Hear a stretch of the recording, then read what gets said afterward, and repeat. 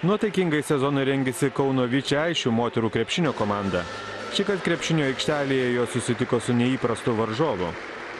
Moterų Eurolygos dalyvės rungtyniavo su Kauno miesto savivaldybės politikais ir valdininkais. Taip Vičiaistės prisistatė miestui, naujiems gerbėjams ir rėmėjams.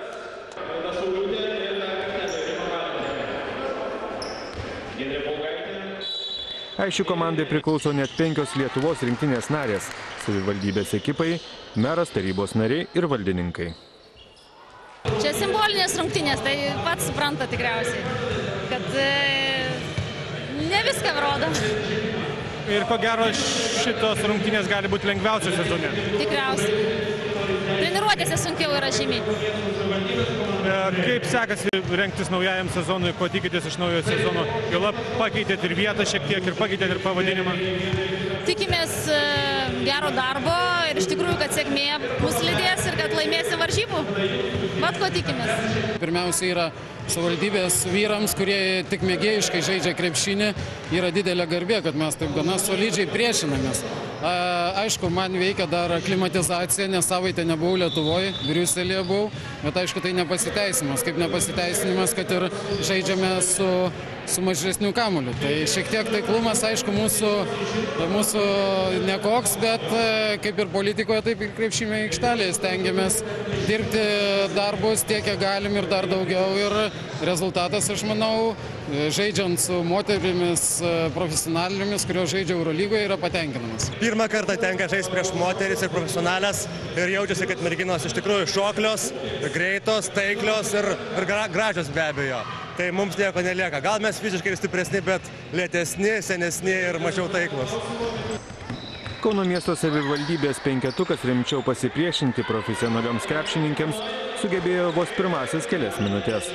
Po politikų ir valdininkų spurto 5-1 Aistės perėmė žaidimo gijas į savo rankas ir nesunkiai laimėjo 70-40.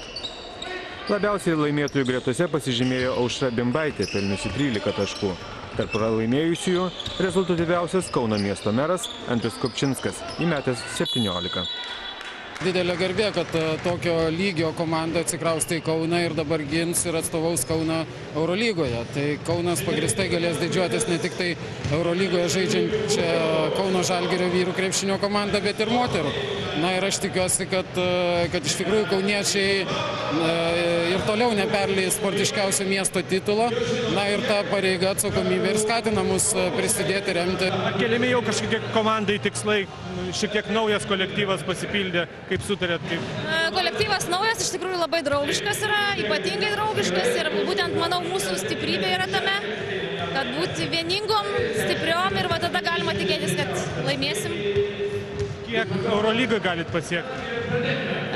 Iš tikrųjų, kol dar nepradėjom žaisti, sunku sakyti, bet pokalbis labai stiprus ir pirmos rungtynės yra su Eurolygos čempionėm. Tai, manau, viską pasako, tačiau mes tenksimės kovoti ir nepasiduoti iki galo.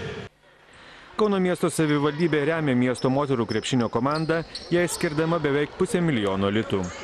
Šiemet Vičiaistės rungtyniaus Eurolygos, Baltijos ir Lietuvos lygose. Vičiaišių pirmtakė Vilniaus Teo komanda. Pirmą kartą Lietuvos moterų krepšinio lygos istorijoje šalies čempionate rungtyniaus lietuvių kilmės legionierės – kanadietė Kurtni Pilipaitis ir amerikietė Amanda Kemežys. Kauno vardą garsina ir kita moterų komanda LKK Aistės. Praėjusiame Lietuvos moterų lygos sezone jos užėmė 3. vietą.